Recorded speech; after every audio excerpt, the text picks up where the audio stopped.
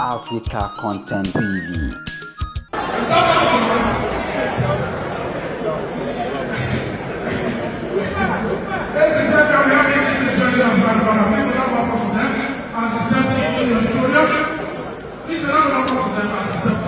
Let's celebrate them, let's appreciate them as they tell us.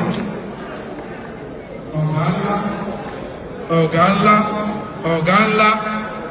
That is our very own Alhaji Masala Bipasana. Everybody shall have a word. He's also a last officer by extension, yes or yes? Wonderful. He's a very old. So we're here to have fun. I never forget the right thing as a community. I was any parents, I was any zebra, I was any commander.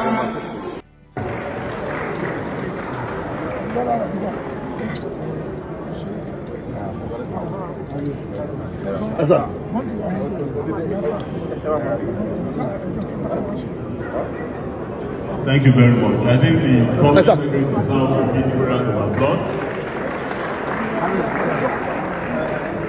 Just to let us know that in our midst this evening, we have the Permanent Secretary Motor Vehicle Administration Agency, Mr. Rashid Oriokola, you are recognized.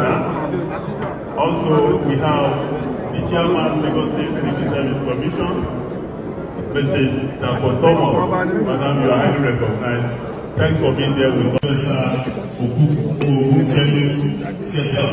From the Lagos State Association, everybody decide and welcome to National Union Guarantee. MCI, thank you very much.